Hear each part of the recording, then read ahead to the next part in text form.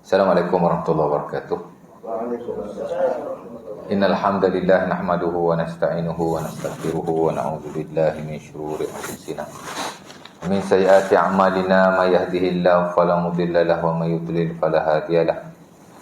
Asyhadu an la ilaha illallah wa la syarika lahu wa asyhadu anna Muhammadan 'abduhu wa rasuluh. Allahumma salli ala Muhammad wa azwajihi wa zurriyyatihi kama shallaita ala Ibrahim wa barik ala Muhammad wa azwajihi wa zurriyyatihi kama barakta ala ali Ibrahim innaka Hamidum Majid.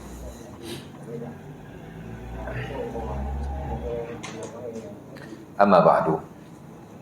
Syukur kepada Allah Subhanahu wa taala kerana pada malam ini kita akan sambung lagi kuliah kita yang telah lalu daripada Kitabus Salat, The Book of Prayer, di mana kita dah masuk hari itu bab yang pertama, the first chapter in this book, itulah Babul Azan, the chapter of Azan wal Iqamah, dan juga Iqamah, di mana kita telah berkongsi tentang intro azan. Itulah definisi azan. Al-azanu al-alam lughatan. Al-azan literally i'lam, pemberitahuan. Announcement. Dan secara syaraknya ialah al-i'lam bidukhuli waqti salat ta'abbudan lillah.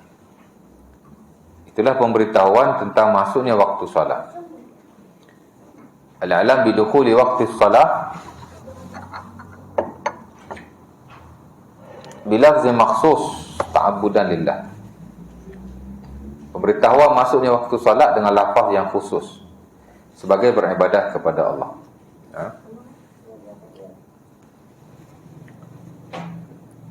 Itu definisi dia, takrif dia secara ringkas tu.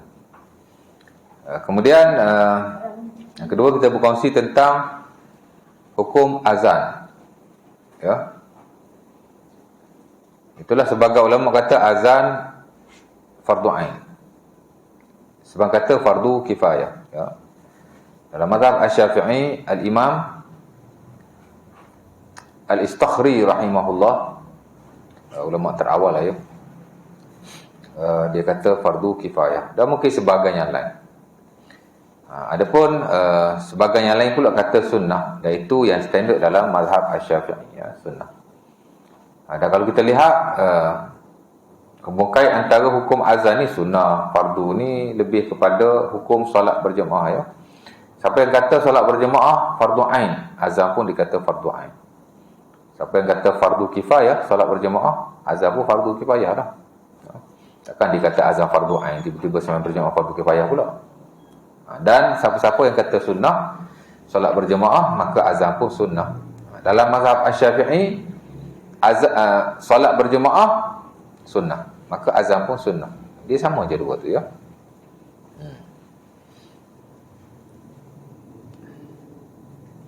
Dan saya dah baca lah dalilnya tu. Walaupun Al-Imam Syafi'i rahimahullah kata sunnah, makna tak fardu lah, tapi dia sebut dalam Al-Um, la uhibbu tarkal azan wal iqamah. Aku tak suka tinggal azan dan iqamah. Fi hadar wala safar wala infirad wala jamaah. Ketika hadir, yakni kita tidak bermusafir, ketika bermusafir, ketika sembahyang seorang, ketika berjemaah. Dia kata aku tak suka azan dan iqamah ditinggalkan. Maksudnya walaupun dia kata tak wajib, tapi dia memberi penekanan supaya kita azan juga walaupun sembahyang selain daripada berjemaah, Dan saya dah baca hadis yang diriwayatkan oleh Al-Imam Bukhari ataupun Muslim daripada Abu Sa'id, Kalau sembahyang seorang pun azan juga, kerana Allah Subhanahu Wa Taala berbangga dengan perbuatan itu, dan Allah Taala sebut kepada para malaikat, ya'jabu rabbukum bira'i ghanamin ala thaziyati ra'sin bijabalin yu'adzin wa yuqim yusalli faqala Allahu li malaikatihi unzuru ila 'abdi hadha yu'adzin wa yuqim wa yusalli, ya. Yakhafu minni ghafartu lahu zambahu wa adkhaltuhu al-jannah. Saya dah baca hadis itu ya. Mana bila seseorang dia berada di puncak bukit, dia azan, dia iqamah, mana dia semayang, walaupun tak ada orang, Allah Ta'ala akan berkata kepada malaikatnya, lihatlah kepada hamba-Ku itu, dia azan, dia iqamah, dia takutkan aku ampunkan dosanya dan aku masukkannya dalam syurga, ya. Jadi azan ni satu ibadah yang besar ya. Baik, apa lagi? Dan yang ketiga kita kongsi itu fungsi azan, ya. Di mana sepakat para ulama azan ni memang untuk panggil orang semayang, dan memang itu asal kepada pensyariatan azan. Asasut tasyri' lil azan, asas pensyariatan kepada azan ialah lin nida'i ila salat, kerana nak panggil orang semayang, ya. Dan itu disebut oleh Ibnu Umar dalam Sunan Abi Dawud. Bila kami atau orang Islam berpindah ke Madinah, tak ada orang yang panggil untuk semayang. Jadi kami nak tahu macam mana cara nak panggil orang semayang. Kami pun bincanglah, ada orang cadang begitu, ada orang cadang begini. Dan dalam riwayat Al-Imam Muslim daripada Abdullah bin Zaid, beliau mengatakan Nabi bersetuju untuk diketuk loceng seumpama orang Nasara lakukan ketika nak beribadah, ya. Walaupun Nabi tak suka, mungkin kerana itu disokong oleh para sahabat yang lain, Allah Ta'ala alam. Tapi dia mimpi, akhirnya diajarkan kepadanya oleh malaikat azan. Dia beritahu Rasulullah, kemudian Rasulullah mengakui, saya dah baca nas. Dah baca ke? Mimpi Abdullah bin Zaid itu kan, ya. Kemudian saya sebutlah fungsi-fungsinya lain yang tidak disepakati oleh para ulama. Antaranya ialah ketika anak dilahirkan, sebab kata sunnah, dan setahu saya majoriti lah ya. Sebab kata tak sunnah, saya baca hadis Abi Rafi' yang diriwayatkan Abi Dawud, dan juga hadis Husain bin Ali yang diriwayatkan Sunan Ibnu Majah, ya. Ala kulli hal bolehlah azan, ya. Tapi tidak azan pun tidak mengapa, ya. Bagi bayi lelaki dan bayi wanita, ya. Boleh juga untuk apa lagi? Ketika kebakaran boleh juga, ya. Apa lagi? Ketika diganggu syaitan boleh juga, seperti hadis Jabir yang diriwayatkan oleh Sunan Tirmizi, tapi hadis itu tidak sahih, ya. Apa lagi? Dan mazhab Asy-Syafi'i seumpama disebut dalam Mawsu'ah Al-Kuwaitiyah, ensiklopedia fiqh yang dikeluarkan oleh Kementerian Waqaf di Kuwait lah, ya. Mawsu'ah Kuwaitiyah ni ensiklopedia yang hari ini yang paling konklusif lah, ya. Komprehensif dan konklusif, mana dia merangkumi, ya. Hatta Dr. Zulkifli pun dalam sebahagian fatwa dia, Al-Hawi fil Fatawi ke, Irsyadul Fatwa ke, dia juga ada merujuk kepada ensiklopedia Kuwaitiyah, ya. Dia kata tawassa' al-madhhab Syafi'i fil azan li'annahu zikrun. Mazhab Syafi'i ini berbeza dengan mazhab yang lain dalam bab azan ni, dia guna secara meluas, ya, kerana dia zikir. Jadi boleh azan untuk orang gila, ada siapa yang gila azan kat telinga dia. Jadi ni merepek tu azan kat dia. Banyak sangat merepek kan, azan sekali. Tak apa, kerana dia kata ini zikir. Sebagaimana dalam Musannaf Ibnu Abi Syaibah, Salman bin Tarkhan dia tanya Anas bin Malik, hal 'alal mar'ati adhanun? Qala la, wa in fa'alna fa huwa zikrun. Ya. Ulama kata azan ni dia zikir, walaupun fungsi dia yang terutama untuk panggil orang sembahyang, tapi dia zikir. Maka di atas prinsip itu mereka tidak menghakkan hanya kepada apa-apa yang dinaskan yang spesifik, ya. Tapi dalam hal yang seumpama itu dikiaskan atas seumpamanya bolehlah, dia kata, ya. Anas kata tak boleh, tapi jika dia azan ia adalah zikir. Sama juga Ibnu Umar ditanya azan ni macam mana ya wanita boleh azan tak? Dia kata la anha an apa? Dia kata anha an zikrillah. Maksudnya kalau wanita sesama mereka azanlah, tapi janganlah dengan suara yang kuat kerana ia adalah zikir. Jadi konsep zikir itu diguna pakai sehingga mereka menggalak-galak apa tidak ada nas yang spesifik. Tapi boleh didapatilah dalam buku-buku fiqh Syafi'i. Adalah pun tak semua disebutkan. Adalah, saya lihat ada Ar-Radun Natih, buku fiqh mazhab Syafi'i yang agak komprehensif juga, ada sebut perkara berkenaan. Di mana mazhab Syafi'i dia agak inilah, ya. Jadi yustahabul azan lil majnun. Boleh azan jika orang tu gila. Azan kat dia. Ataupun yang sewaktu dengannya lah ya. Nampak macam gila je azan kat dia. Oh ni bengong dia. Azan sekali ya. Jadi tak jadi tu belakang kira, tapi dia haruslah ya. Walil masru', bagi orang yang masru'. Masru' ni dirasuk syaitan lah ya.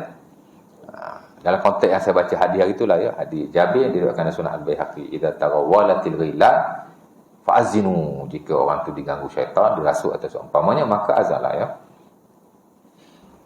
Al-masru' boleh juga. Al-harik, orang yang terbakar ya, ada tempat tu terbakar. Banyaklah ya.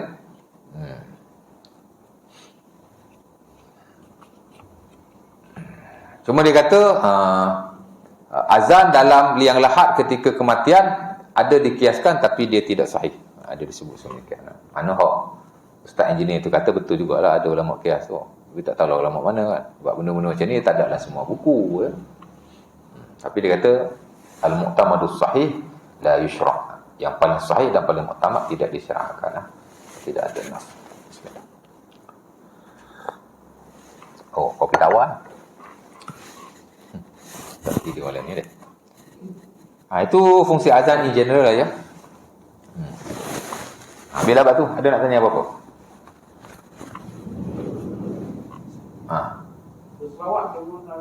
Selawat sebelum azan. Wah, itu nak tanya kan. Sebelum azan tidak ada apa-apa zikir. Azan ni ada sunnah-sunnah dia. Kita dah tak dapati dalam sunnah-sunnah azan. Sunanul azan, apa-apa zikir sebelum azan. Adapun ketika azan ataupun selepas azan ada disyariatkan. Nanti kita akan baca ya. Before azan tak ada. Atau ada orang baca tu. Ada orang baca belum tentu betul. Itu saja kaedahnya. Tapi dalam fiqh tak ada. Disyariatkan apa-apa lafaz untuk kita baca before azan. Hak tak standard pun kita tak pernah jumpa. Hak standard lebih-lebih lagi lah tidak ada. Kalau ada tunjuk main. Mungkin dia kata ini sekadar zikir bukan khusus. Zikir umum lah zikir kan. Apa salahnya berzikir? Tapi as long as kita amalkan seumpama dia part of that ibadah, maka dia menjadi kecelaruan di situ. Macam kita semayang lah ya. Dalam mana-mana hadis yang diriwayatkan dalam semayang, hadis Rifa'ah bin Rafi' baik, hadis Abu Humaid As-Sa'idi baik, hadis Al-Musi fi Salah yang diriwayatkan oleh Abi Hurairah, dan semua itu ada dalam Bukhari, ada dalam Muslim, hadis Wa'il bin Hujur baik. There are a lot of hadis tentang bagaimana sallallahu alaihi wasallam solat, especially bila baginda memulakannya. Semua mengatakan bila Nabi salat menghadap ke arah kiblat, dia bertakbir. Tidak ada apa-apa sebarang lafaz. Cuma kalau nak sebut usul itu tu lainlah ya. Itu dipanggil i'anatul qalbi, membantu hati. Tapi lafaz-lafaz yang lain, nak bertasbih, nak baca bismillah ya. Hatta Al-Baijuri dalam Tuhfatul Murid, bismillah pun tidak disyariatkan before sembahyang. Sebab memang dalam muktamad mazhab Syafi'i pun tidak ada, muktamad ke tak muktamad ke, memang tidak ada sembahyang baca bismillah, auzubillah sama sekali. Bismillah, auzubillah after takbir ya. Kan? Jadi tidak ada ya. Azan tak ada.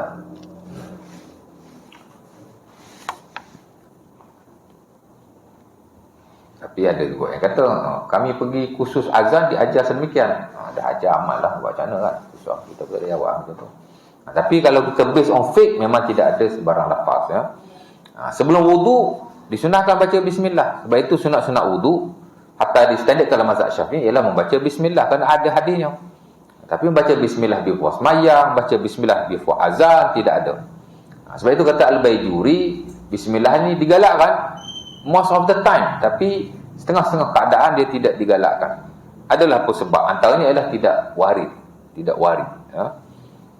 Sedangkan ia adalah ibadah yang ada tata caranya, maka kita kena stick kepada tata cara itu. Senang je nak faham benda ni ya. Itu saja. Baik, boleh terjawab. Okey, hari ini kita nak masuk tentang syarat sah azan. Satu lagi dalam mukadimah juga ialah fadailul azan, the privilege of azan. fadilah azan lah ya. Ada banyak fadilah azan yang diriwayatkan daripada Nabi SAW ya. Antaranya yang sahih ialah hadis yang diriwayatkan dalam Sahih Bukhari dan Muslim daripada Muawiyah bin Abi Sufyan. Dan Sunan Ibn Hibban dalam Sahih Ibn Hibban daripada Abi Hurairah dan mungkin sebagainya lain, di mana kata baginda atwalu an-nasi a'naqan yaumal qiyamah al-muazzinun ya. Manusia yang paling panjang lehernya pada hari kiamat ialah orang-orang yang azan, muazzin lah ya. Ada ulama macam-macam lah beri pendapat apa maksud hadis ni. Pasal hadis ni ada yang jelas, dia punya makna tu clear, tidak berlaku apa-apa perselisihan.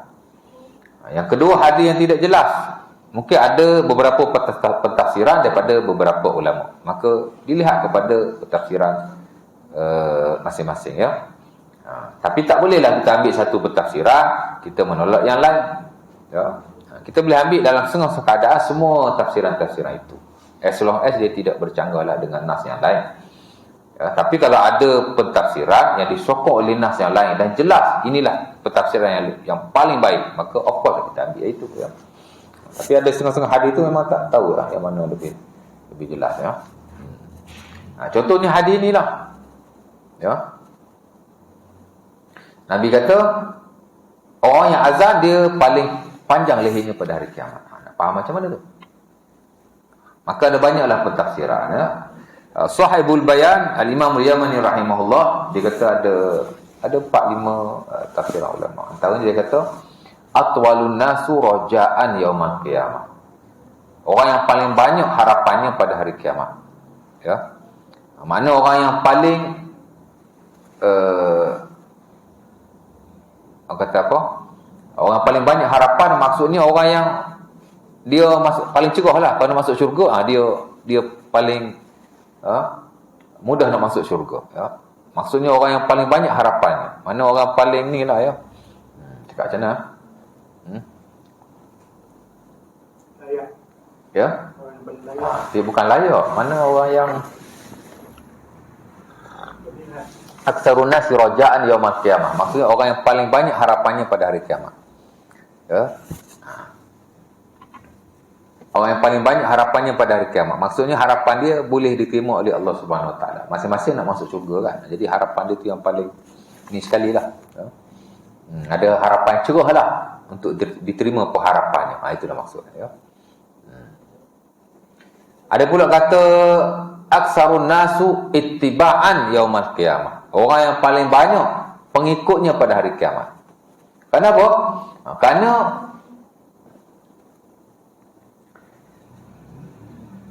orang yang azan setiap kali solat dia memanggil orang. Jadi hak mana semayang dengan sebab azan dia tu, itulah pengikut-pengikut dia. Dan dia akan dapat manfaat daripada mereka pada hari kiamat nanti. Ya. Dan ini selaras dengan hadis yang diriwayatkan oleh Rasulullah SAW. Seumpama diriwayatkan dari Sunan Ibnu Majah daripada Abi Hurairah, walahu ajru man shalla ma'ahu. Bagi orang yang azan itu pahala bagi setiap orang yang sembahyang dengan. Ya. Mana mari sembahyang dengan sebab azan dia tu semua adalah pengikut-pengikut dia. Dan dia dapat manfaat daripada mereka dari sudut pahalanya, dari sudut amalannya ya. Itu bagus azan tu. Sebab itu sebagai ulama kata azan lebih afdal. Al-Imam Al-Mas'udi rahimahullah dalam mazhab Syafi'i dia kata azan lebih afdal. Apa majoriti kata imam lebih afdal ya, tapi sebahagianlah dia kata azan lebih afdal.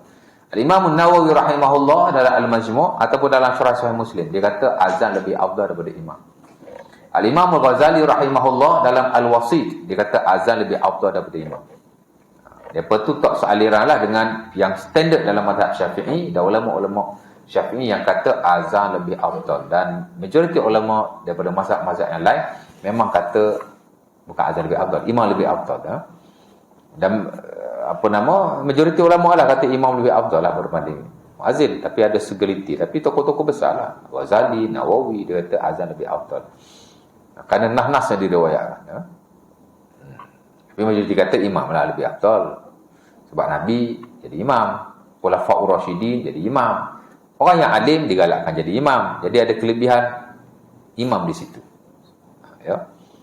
Majoriti melihat sedemikian. Tapi disebabkan nas yang diriwayatkan kelebihan azan, muazzin, maka mereka memilih mengatakan bahawa muazzin itu lebih afdal, ya. Balik pada yang tadi. Dua dah tu. Aksarun nasu raja'an, aksarun nasu ittiba'an ataupun atba'an. Lagi dia kata aksarun nasi salaman, orang yang paling selamat pada hari kiamat. Ya. Kerana pada hari kiamat manusia akan tenggelam dalam peluh-peluhnya. Dah bila kata tengkuk dia panjang, dia lah paling selamat. Kan? Ya. Kan Nabi katalah hadis Bukhari, hadis Muslim, hari kiamat nanti ada Abu Hurairah. Manusia akan tenggelam dalam peluhnya. Ada yang peluh kat kuku, ada peluh kat kuku lali, ada peluh kat betis, ada peluh kat paha, ada peluh kat pinggang, ada peluh kat dada. Wa minhum man yuljimul araqu iljaman. Ada orang tenggelam, lemas dalam peluhnya. Tapi kalau dah dia leher panjang, tak lemah lah. Itu juga satu tafsiran lah, ya. Macam-macam lah, macam-macam, ya.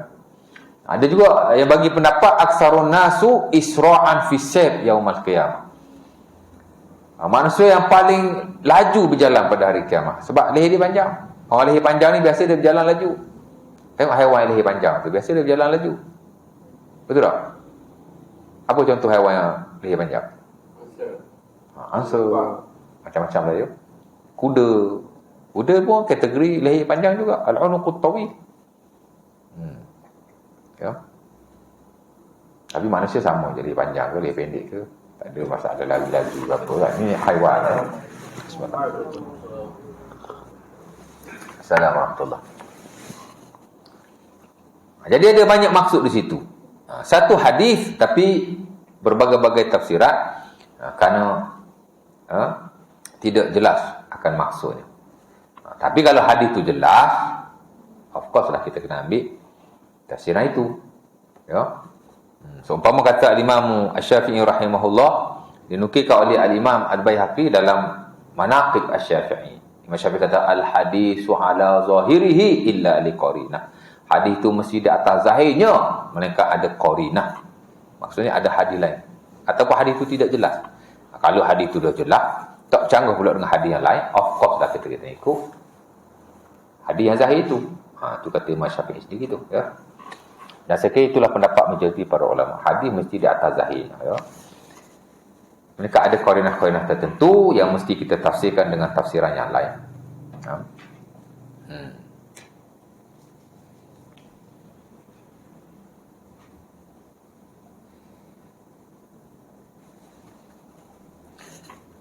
Baik.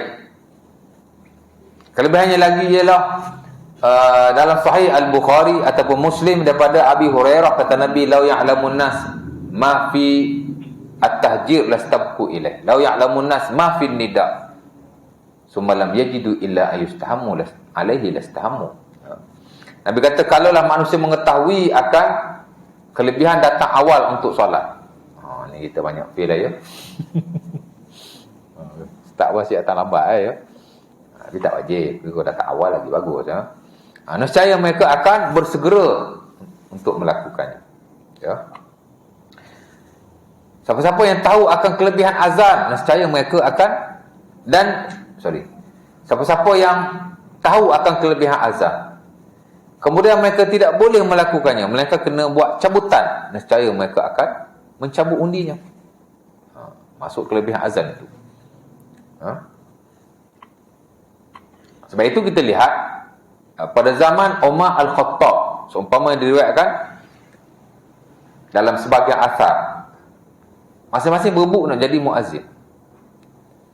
Ikhtalafana fi zaman Umar bil azan, faqada an yu'azzin kullu wahid bi salatin. Ya. Ramai orang nak jadi azan, nak jadi muazzin. Apa Umar buat? Umar suruh setiap orang azan untuk setiap kali waktu solat. 5 orang nak jadi muazzin belakang. Kan pilih seorang kan bergaduh pula, ya tak? Jadi muazzin waktu zuhur, muazzin waktu asar, muazzin waktu maghrib.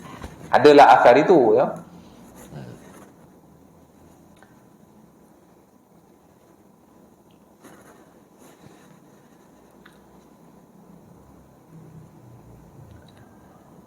Disebut oleh Syekh An-Nuri dalam Tahqiq Al-Bayan. Sama juga pada zaman Sa'ad bin Abi Waqqas, umpama yang diriwayatkan oleh musannaf dalam musannaf Ibnu Abi Syaibah, tasyajarun nas fil azan. Berebut nak pakat jadi muazzin. Fa aqra bainahum ayyakuna muazzinan. Maka telah diundi di kalangan mereka siapa yang jadi muazzin. Ya.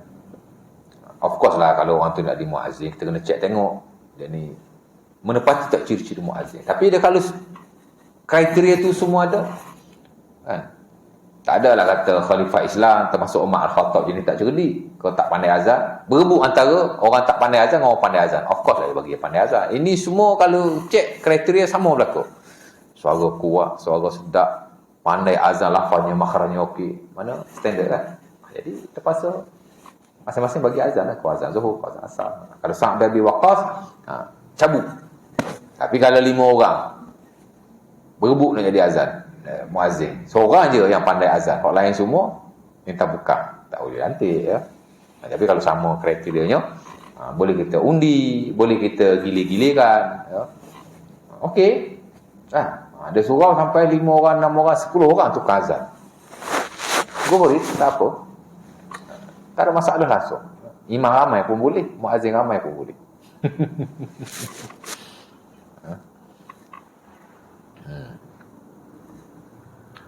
Dua kan? Lagi siapa-siapa yang azan,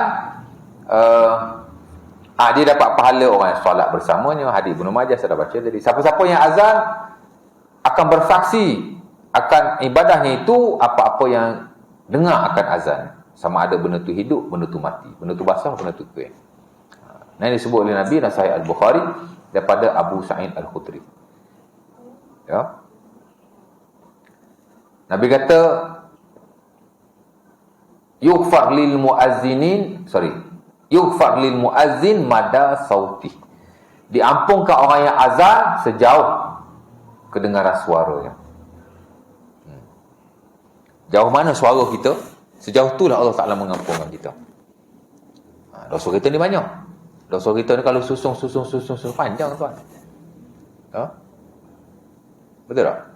Sebab tu kalau kita belajar dalam akidah, dalam bab hisab ataupun mizan, nak ditimbang amalan tu kan kita jumpa satu hadis yang disebut sebagai hadisus sahifah. Ataupun kita belajar dalam bab fadail la ilaha illallah, kelebihan la ilaha illallah, mesti ada hadis sahifah. Hadis sahifah ni hadis masyhur. Hadis diriwayatkan oleh Imam Tirmizi rahimahullah daripada Abdullah bin Amr bin Al-As. Ya, orang tu Allah Taala timbang buku amalan dia, tak ada satu pun ibadah ataupun benda baik yang dia lakukan. Hak ada cuma la ilaha illallah saja. Tak pernah dengar. Tak pernah dengar, tak belajar akidah. Berapa banyak amalan tu? 99 buku. Nabi kata, kullu tis'atu wa tis'ina sijillan, kullu sijillin maddal basar. Nabi kata buku amalan dia ada 99 buku, satu buku sejauh mata memandang. Mana amalan kita ni panjang, besar, jauh. Tak tahulah orang lain banyak mana buku dia. Tapi kalau hamba Allah ni 99 buku, 99 book. Kan? 99 buku. Setiap buku Nabi kata sejauh mata memandang. Buku kita tak tahu, lebih 99 kot. Ya.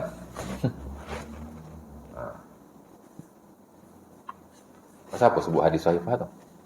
Undur sikit. Dia pergi jauh-jauh, dia tak ingat. Cakap pasal apa tu dia?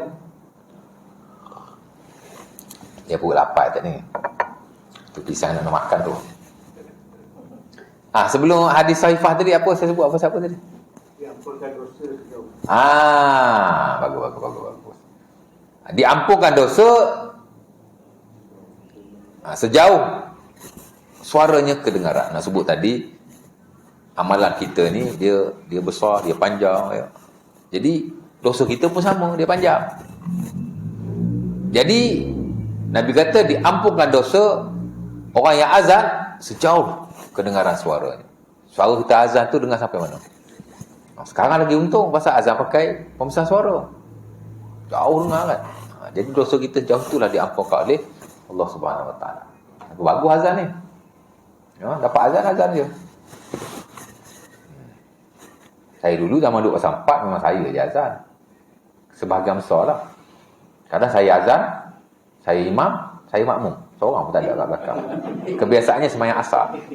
Pasal 4 depan sekolah tu, surau tu. Kalau Zuhur asar memang saya azan. Zuhur okey lagi lah, ada lah juga jemaahnya. Berebut nak jadi AJK ramai. Tapi akhirnya jadi ahli jarang kelihatan. Orang jadi AJK nak datang berjemaah, dia jadi AJK tak nampak mata hidung. Berebut jawatan bukan main. Cepat tu lah.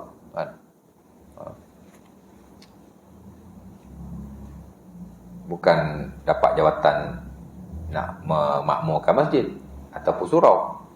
Dapat jawatan, nak jawatan semata-mata. Lepas tu mata hidung tak nampak kat surau. Kita tak ada jawatan, ada jawatan kat surau, nampak juga ya.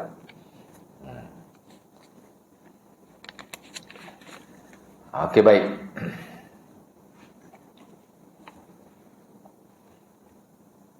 Jadi hari tu ana paling banyak pahala. Pahala bila dapat, pahala imam dapat, pahala makmum dapat. Tapi bukan selalulah. Adalah sekali dua. Sekali dua pun nak sebut ustaz. Ya, ada jugalah kan. Berlaku benda macam tu. Ya.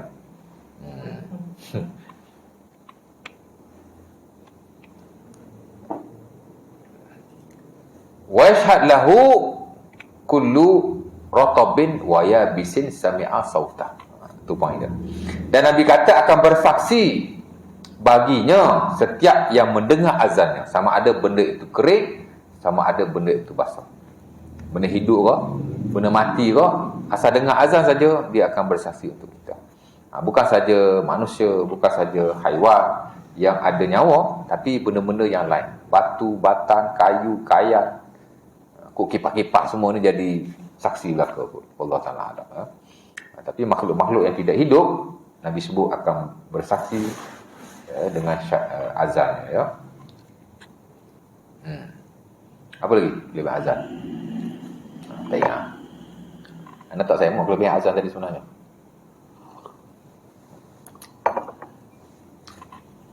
Apa dah tu? Ada kelebihan azan? Jadi diampunkan dosa, of course lah ya. Banyak hadis-hadis termasuk yang sahih, yang tidak sahih. Lagi lama kita azan lagi bagus. Ya. Man azana sab'a sinin. Siapa-siapa yang azan 7 tahun, hadis Ibnu Abbas. Yang diriwayatkan dalam Sunan At-Tirmizi, tapi hadis tu dhaif ya.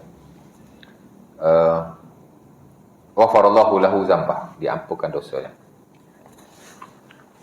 Ada lagi hadis yang lain dalam Sunan Ad-Darqutni daripada Abi Hurairah. Daripada Ibnu Umar, Nabi kata siapa yang azan 12 tahun.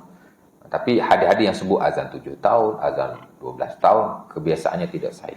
Kalau ada yang kata hasan sekalipun, masihlah konteks khilaf antara hasan dan juga dhaif ya. Man azana sintai asyara sinin. Siapa-siapa yang azan 12 tahun. Diampunkan dosanya. Ghufirallahu zambuhu wa kutibalahu bikulli azanihi situna hasanah bikulli iqamatihi salasuna hasanah. Kemudian diberikan pula pahala untuk setiap kali dia azan 60 pahala, kemudian bila dia iqamah dapat 30 pahala ya. Jadi ada banyak pahala lah di situ ya. Sebab itu saya kata sebahagian ulama, walaupun segelintir dan sebilangan kecil, dia kata muazzin itu lebih afdal daripada imam ya. Sebahagian kata sama saja. Muazzin dengan Bilal ni, muazzin dengan imam ni sama saja. Dua-dua afdal. Mana tidak ada yang lebih afdal berbanding yang lain. Itu ada juga pendapat macam tu. Dan ada juga yang kata melihat kepada keadaan dirinya. Orang yang layak jadi imam, imam tu afdal, the best for him. Tapi kalau orang tu layak untuk jadi Bilal ataupun muazzin, maka itulah afdal bagi pihak dirinya. Maka melihat kepada keadaan masing-masing ya. Kalau dia afdal jadi imam ataupun dia layak jadi imam, tiba-tiba jadi Bilal, maka tidak afdal. Ada juga yang bagi pendapat sedemikian ya. Tapi secara umum lah ya, jika lihat kepada nas, seolah-olah macam muazzin itu lebih afdal ya. Dan itu pendapat sebilangan ulama kita juga lah ya. Iaitu fadilah azan ya. Ada lagi tak? Tak ada kot.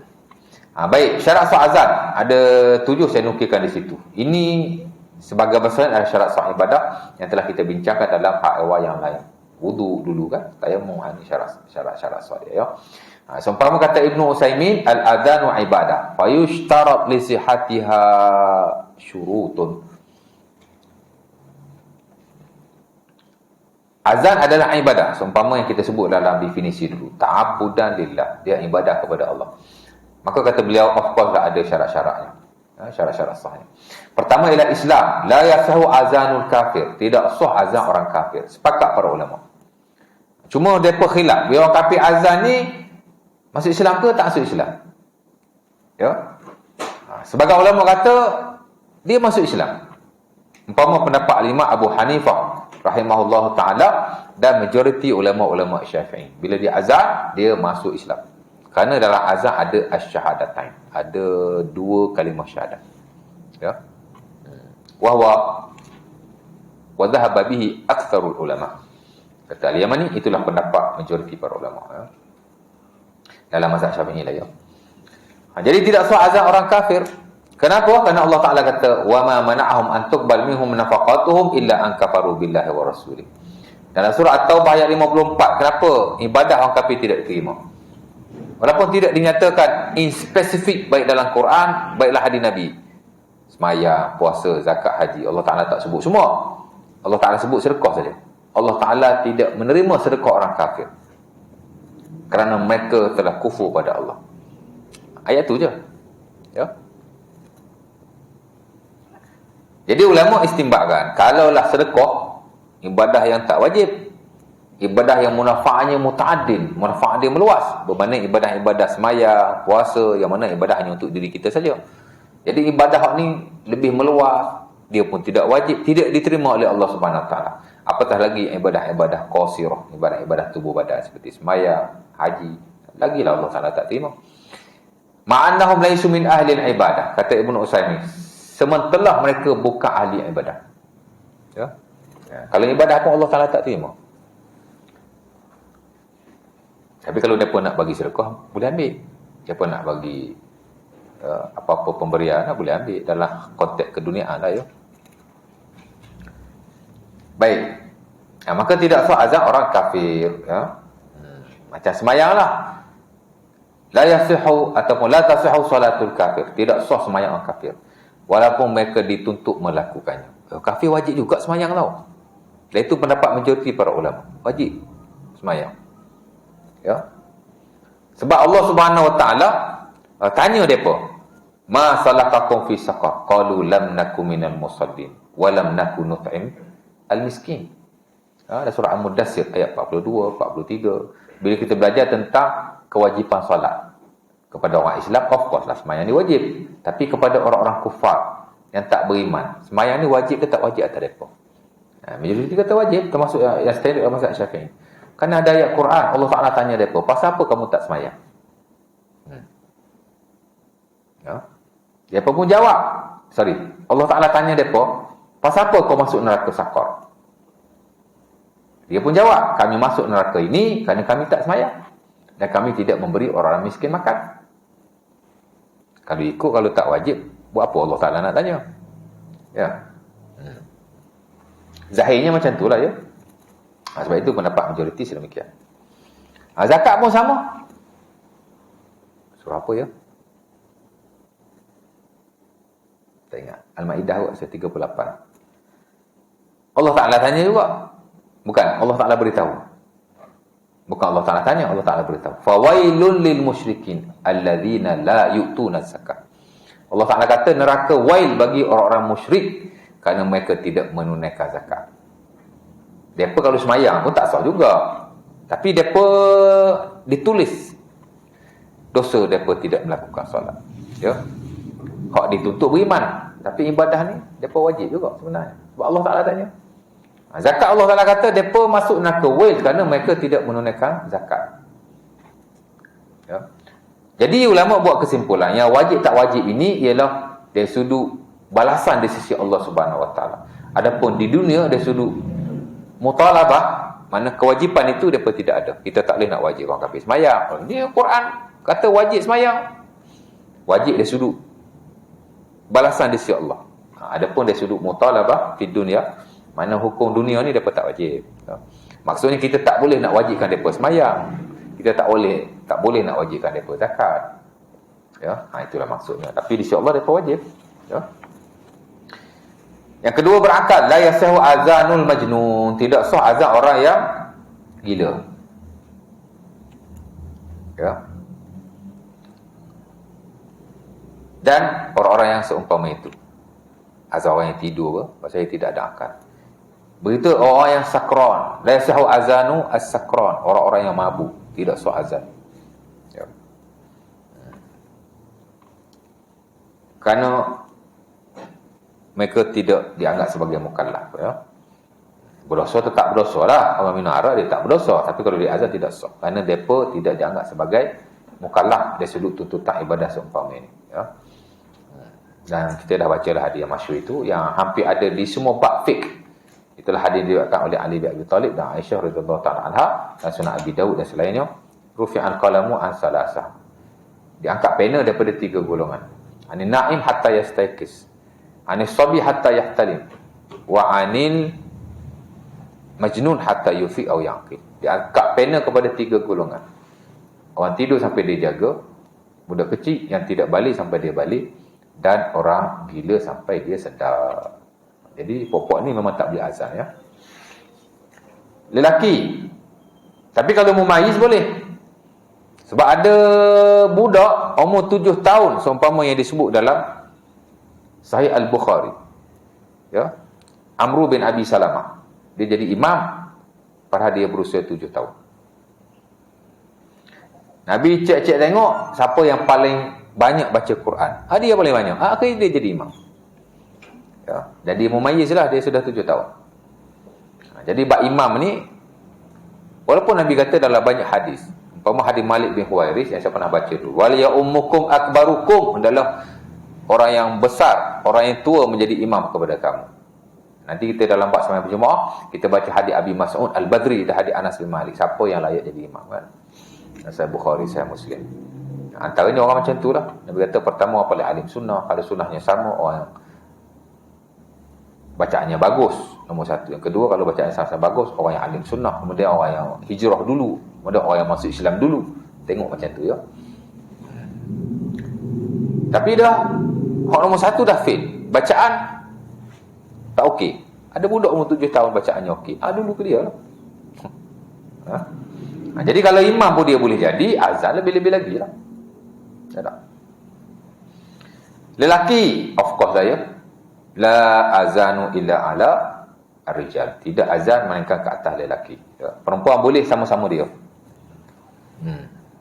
Seumpama kata Imam Syafi'i dan al-um, la azanu ala al-mar'ati. Tidak ada azan ke atas kata wanita. Dan sebagai ulama Syafi'i kata, walaupun secara berjemaah sesama mereka, tak disunahkan. Tapi kalau dia azan, harus. Ya. Dan saya ingat itu pendapat majoriti para ulama. Boleh azan, tapi sama-sama dia lah, dengan tidak mengangkat suaranya. Jadi lelaki lah, ya.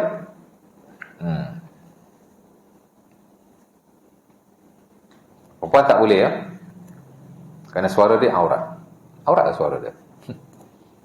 Perempuan ni, the whole adalah aurat, ya. Al-mar'atu auratul idza kharajat istasrafaha syaitan. Itu hadis yang paling sahih dalam bab aurat wanita, hadis Tirmizi yang diriwayatkan daripada Abi Hurairah. Ya. Tengoklah huraian dia, ada dalam Syarah Sunan Tirmizi, ya. Wanita itu aurat. Jika dia keluar, maka dia akan dipermainkan oleh syaitan. Baik. Sautul mar'ah aurah. Suara perempuan itu aurat, dia tak sahih. Ya. Tapi maknanya sahih merujuk kepada hadis yang pertama tadi. Walaupun hadis tak sahih, tapi suara wanita tetap aurat jika di hadapan khalayak dan tidak ada perkara yang daruri, yang necessary, ya. Nak menyanyi tak boleh lah. Itu ada orang menyanyi, dia ambil fatwa Penang, kan. Penang kata boleh menyanyi asalkan macam-macam lah, bebas pada fitnah lah, apalah.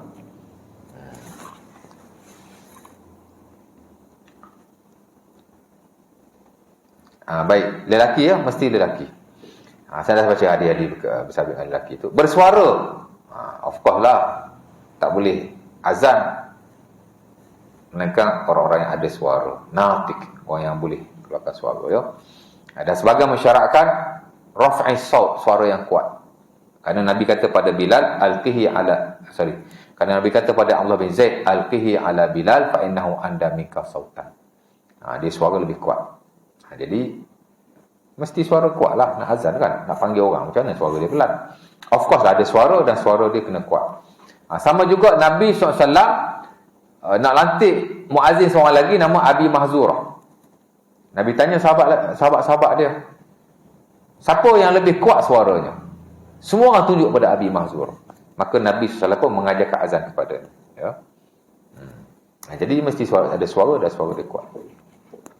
Sekarang tak ada syarat sangat Ustaz, pasal ada speaker. Ya.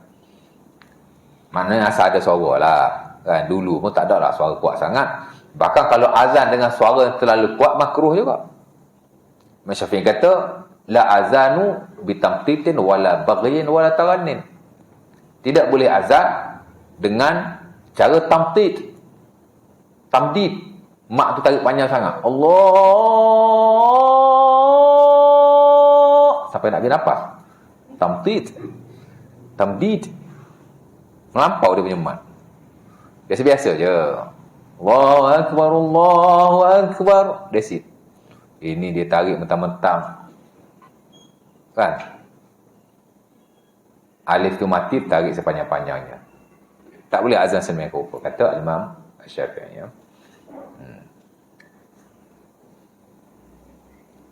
Wala bari. Tak boleh juga bari. Menguatkan suaranya sehingga yujawizul miqdar. Kuat sangat sampai melebihi had kekuatannya. Pecah tekak nanti. Kan? Jerit lah, maksud jerit. Tak boleh juga. Satu lagi tarannin, melagu-lagu. Majoriti ulama memakruhkan azan berlagu, walaupun tidak haram lah ya. Berlagu. Azan tak perlu berlagu ya. Kita bukan nak tidurkan orang. Kita nak panggil orang semayang. Ya. Kadang-kadang dia bukan berlagu lah, sekadar nak bagi sedap sikit, okey lah. Ini sampai macam taranum, kau pun tak belajar fiqh azan. Ya. Jangan terlalu melagu-lagukan ya. Kerana kita nak panggil orang semayang. Baik, bersuara seorang sahaja, la yu'azzinu illa wahidun. Tak boleh azan melainkan seorang sahaja ya. Maksudnya tak boleh orang ni azan separuh, orang ni azan separuh. Melainkan kalau orang tu azan separuh, kemudian dia pengsan. Boleh tak orang lain pergi sambung? Khilaf. Seumpama keadaan dalam solat. Sebagai tu boleh, pasal semayang boleh ganti. Ya. Dia panggil apa ganti ya? Lupa istilah dia tu. Semayang boleh sambung, ganti kan. Jadi azan pun boleh lah dia kata. Ya. Sebab kata tak boleh. Kalau sebahagian jika sebahagian tu azan separuh, kemudian ada keuzuran yang lain. Hak lain mari ganti.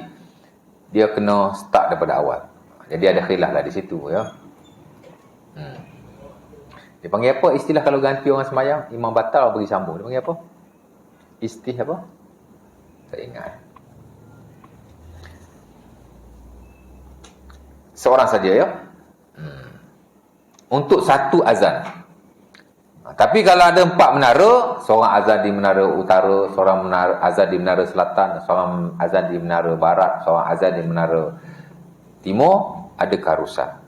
Ya. Zaman dulu bila masuk kerajaan Islam, zaman Umayyah, zaman Abbasiyah, mereka buat menara tinggi-tinggi. Ada 4 menara di setiap penjuru. Nak panggil orang kan. Jadi 4 orang azan di setiap penjuru masing-masing. After one another. Bukan sekaligus azan. Tapi kau azan dulu. Kau pula azan. Ada keharusan. Ya? Melihat kepada keperluan. Tak salah sama sekali. As long as satu azan seorang saja. Dia panggil istikhlaf. Lupa. Istikhlaf. Imam batal, orang lain ganti. Dia panggil istikhlaf. Muazzin separuh, habis, pengsan, tak boleh nak sambung, nak terberak ke apa, lari cepat-cepat, orang lain pergi sambung. Itu panggil istikhlaf. Seorang saja, masuk waktu selain fajar. Sama juga. Antara syarat sah azan, mesti masuk waktu. Zuhur baik, asar baik, maghrib baik, isyak baik. Melainkan subuh. Jadi diijma'kan, Seumpama kata Ibn Munzir, ajma'u ala annahu la azana illa ba'da dukhulil waqti illa al-fajr. Telah ijma' tidak ada azan melainkan setelah masuk waktunya, melainkan subuh. Subuh boleh lebih awal. Mana ada 2 kali azan lah ya. Satu azan before subuh, boleh azan berlaku. Saya kata ulama, jami'ul lail azan. Seluruh malam boleh azan. Ada kata nisful lail, separuh malam. Ada kata sulusul lail, 1/3 malam. Ada kata waktu sahri qubailis subah. Waktu sahur sebelum subuh, mana half an hour ya, setengah jam sebelum, macam tu lah ya. Tengok kepada kemaslahatan masing-masing. Tapi boleh 2 kali azan lah ya. Sebab itu as-salatu khairum minan naum, as-salatu khairum minan naum disyaratkan hanya pada waktu subuh dan pada azan yang pertama. Kita subuh sekarang, azan as-salatu khairum minan naum, as-salatu khairum minan naum. Mazhab Syafi'i ataupun Imam Syafi'i, pandangan dia yang baru, kalau azan subuh 2 kali, azan pertama kita kata as-salatu khairum minan naum, azan kedua kita tidak kata. Kalau kita azan sekali saja, tak perlu kata. Ya. Itu pendapat dia yang barulah. Jadi yang kita duk amal hari ni bukan pendapat dia yang baru, tu pendapat dia yang lama. Boleh azan. Kalau kita sekali azan, kita kata as-salatu khairum minan naum dalam at-tasbih, dia panggil at-tasbih. Banyak kita amalkan pendapat dia yang lama, tak ikut yang baru ya. Kerana ulama-ulama Syafi'i lebih mentarjihkan pendapat yang baru. Ya. Kita amin kuat-kuat ketika imam baca Al-Fatihah. Itu pendapat yang lama, pendapat yang baru dia kata amin pelan-pelan. Ya. Jadi pendapat dia mostly kita ikut yang lama, yang baru. Cuma sebahagianlah, segelintir kita ikut yang lama. Jadi disunatkan kita tasbih. Ya. As-salatu khairum minan naum, as-salatu khairum minan naum. Azan subuh lah ya. Sebaik-baiknya kita azan 2 kali. Kali pertama as-salatu khairum minan naum. Pasal apa? Kata As-San'ani, al-azanul awwal li iqazin naim. Azan pertama tu tujuan dia ialah untuk nak membangunkan orang tidur. Itulah tujuan dia. Sebab tu ada as-salatu khairum minan naum, as-salatu khairum minan naum. Adapun azan yang kedua bukan untuk membangunkan orang tidur, tapi untuk memanggil pada solat. Tapi dek kerana banyak tempat azan pertama tidak ada. Dia hanya azan kedua saja. Jadi azan kedua tu, mana azan so tu je lah. Dikira untuk bangun orang tidur jugalah. Ya. Dan masalahnya kadang-kadang kita jaga azan, tak sempat dah nak semayang. Kan lewat pasal azan tu tak tahu. Dia jadi macam bukan untuk gerak orang tidur. Dia jadi gerak orang tidur juga tu. Tapi yalah kadang-kadang subuh pun lewat kan. Kan lewat-lewat kan, dah mau nak pergi kerja lah apalah. Susah juga kan. Jadi pandai-pandai lah ya. Bangun ni tak payah tunggu azan, start boleh bangun. Memanglah kalau fikir logik kita memang macam tu. Tapi fungsi azan tu ialah untuk nak menggerakkan orang daripada tidur. Sebab tu disyaratkan 2 azan. So far di Malaysia yang buat 2 azan, satu Perlis. Tak kira lah Perlis tu Wahabi. Yang kedua Penang. Penang bukan Wahabi. Sikit Wahabi. Okey lah, Wahabi kan, jangan Wahabi. Ada orang kata Wahabi, Masya Allah. Belajar tasawuf ke tidak dia ni? Kan? Betul? Tak tahu dia belajar tasawuf ke tidak tu? Biasa je. Saya pun kata Dajjal apa nak heran. Saya kata Ustaz Wahabi, tak kira Dajjal. Kata kau lah nak kata apa pun. Kan? I just do my job. Takkan nak kata orang, saya boleh kata awak. Dia awak kata begitu, awak tanggunglah dosanya. Itu saja. Kan? Mulut tempayan mana boleh tutup? Mulut manusia mana boleh tutup? Mulut tempayan boleh tutup. Melayu dah buat peribahasa dah. As long as kita ajar yang betul, okey. Kalau nak cakap apa dia punya pasal lah. It's not my business. Saya senang aja. Kalau tak ada kena-mena dengan saya, cakap it's not my business. That's it. Kalau nak cakap saya Wahabi, tak kiyah ke? Wahabi tak kiyah lagi. Dajjal lagi. Saya kata it's not my business. Saya tak ada apa-apa bisnes. Jadi itulah. Berkaitan dengan syarat azan. Next nanti kita masuk sunat azan. Sunat azan ni saya nukilkan di sini ada 10-11 kot. Sebenarnya ada banyak sunat-sunat azan, tapi yang saya ambil hanya sebahagian besar daripadanya yang base kepada hadis-hadis sahih daripada Rasulullah SAW. Tapi nanti aku Express dah kira ni. Oh, 50 minit boleh berhenti. Makan pisang. Ada soalan? Tanya-tanya nak sampai sembuh ni. Bismillah.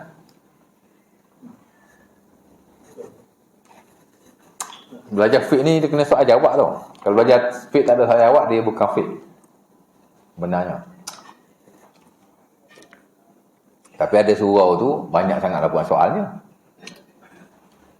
Berebut-rebut nak tanya. Surau Al-Husna, surau Jumaat di Taman Medan. Banyak tanya. Siapa bab akidah pun tanya belaka. Seorang confident dengan kita. Saya tak ajar akidah. Tapi dia confident dengan jawapan kita.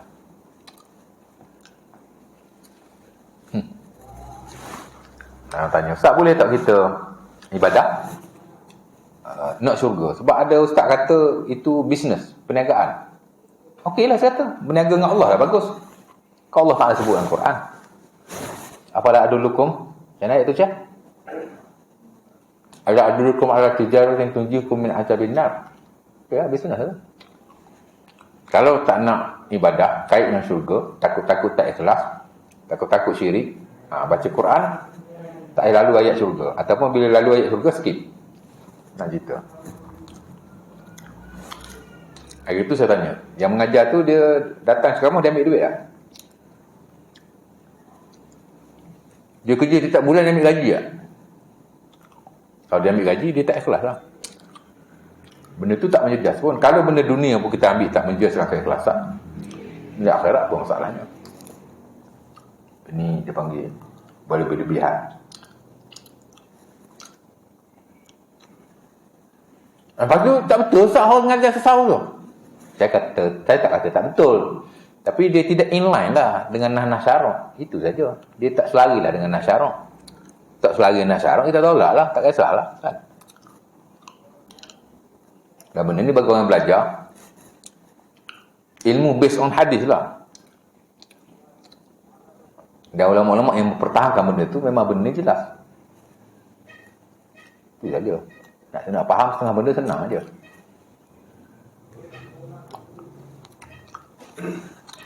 Ada soalan? Tak ada? Tak ada, kita tutup lah.